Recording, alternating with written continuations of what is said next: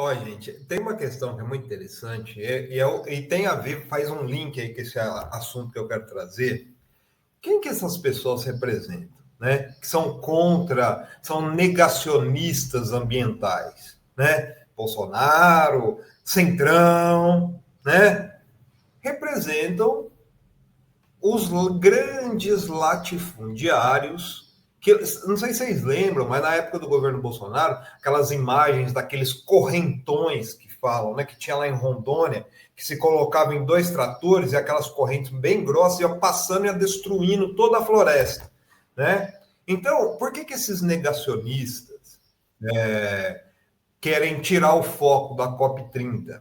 Ou melhor, até aproveitar, às vezes, viu, gente, para acontecer o que aconteceu ontem na Câmara, né, com a aprovação do PDL, né, o projeto de lei aí substitutivo que dá algumas classificações aí sobre a questão das propriedades dos latifúndios.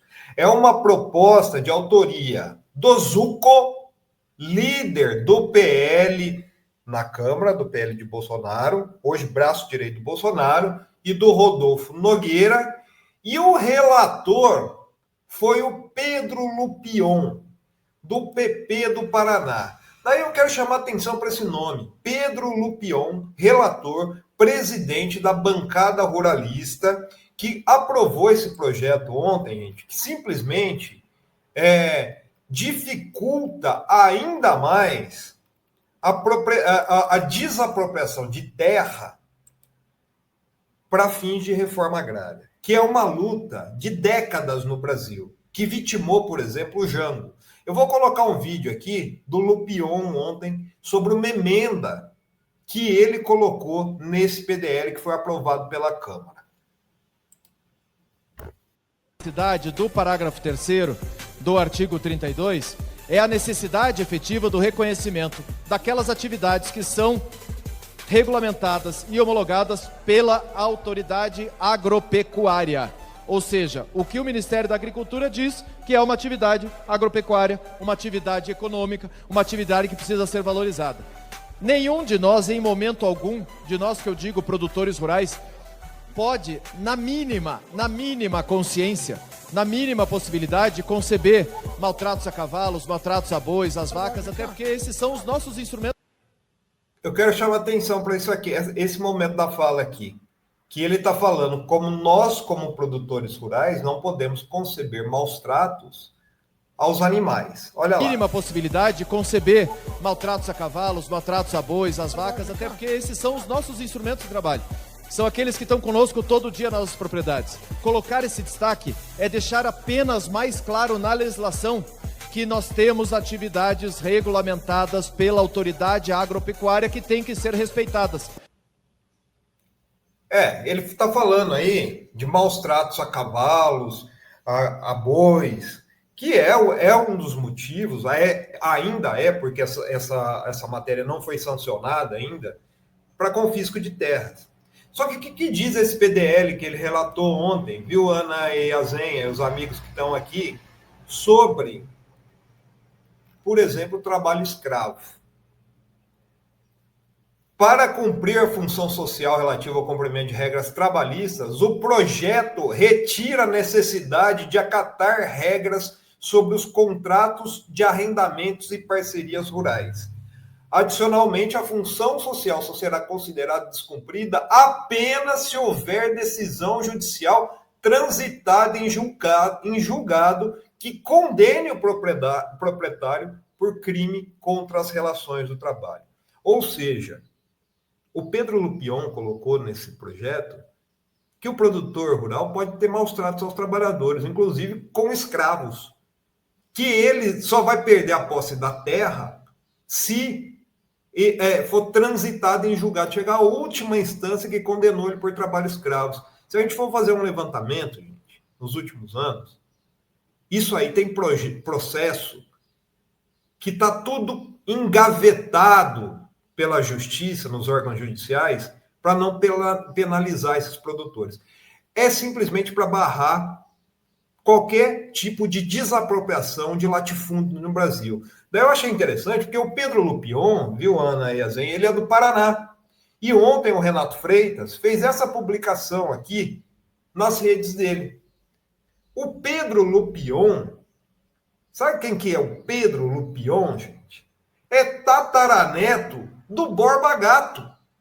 Então, quando a gente fala de uma burguesia que historicamente atua em favor das elites, de um projeto relatado pelo presidente, pelo líder do PL, do Bolsonaro na Câmara, e que tem relator essa figura que está aqui, ó, a gente vê, faz a ligação que esses negacionistas da história não querem revisitar a história, mas da época da escravidão. Daí é interessante, ó, essa publicação que o Renato Freitas fez, aqui, ó, conheça a linhagem da família que é sinônimo de escravidão, grilagem de terras e lobby ruralista. Daí ele coloca aqui, ó, o Borba Gato, 1649 a 1734, né? Um dos bandeirantes mais violentos, que é acusado aí de assassinar indígenas, dizimar, não é assassinar, dizimar indígenas, e também qualquer tipo de negro, né, que resistia à escravidão.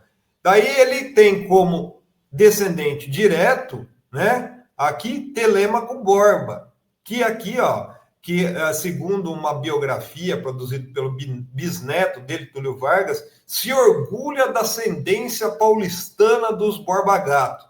Mas daí, como é que a gente chega aqui? Ó? Então, aqui, ó, tá, por exemplo, o que foi feito aqui da escravidão da família Borba Gato. Daí, como é que chega no sobrenome Lupion?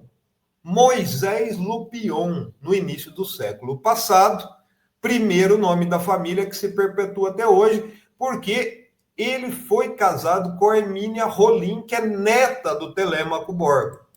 Então, aqui, ó, daí ele segue, né? Ele vai detalhando muito bem o Renato, sensacional, né? Um deputado sensacional, fala da revolta dos poceiros e chega aqui, ó, em 1952 com o Abelardo Lupion, latifundiário ruralista e defensor do trabalho escravo, e um dos fundadores da UDR no Paraná. Ele foi eleito deputado federal em 91 a 2025 e líder da bancada ruralista.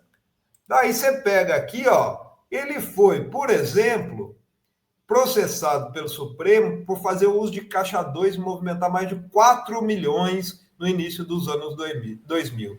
E também, aqui, ó, ele apresentou um projeto de lei permitindo a venda de veneno no glifosato, que é que causa câncer, como herbicida em 2004, e também aqui foi alvo aí de protesto da Vila Campesina. Daí a gente chega aqui, ó, em quem?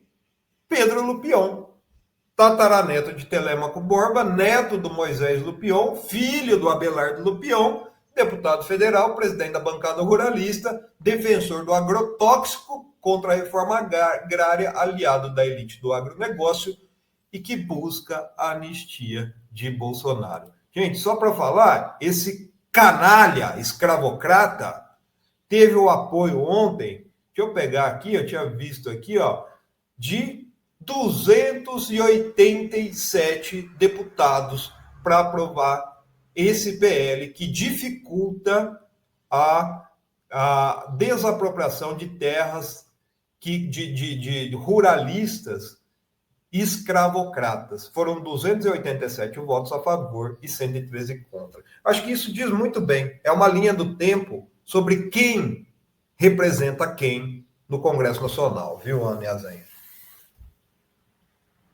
A gente tem vários representantes assim dessas linhagens, né, que vêm desde a colônia, né, de terratenientes, nossos terratenientes, né, como dizem aqui na América Latina, né, os donos de terra, de pessoas escravizadas, né, que tinham muito envolvimento com o tráfico, inclusive também das pessoas escravizadas, e infelizmente vai se perpetuando aí, né, na política esse tipo de que tá no, o pessoal está falando aqui, está no DNA, né, mas não é necessariamente o DNA, né, são famílias que são verdadeiros impérios que vão se constituindo com base na detenção de grandes propriedades de terra e na exploração humana, né? Exploração de seres humanos.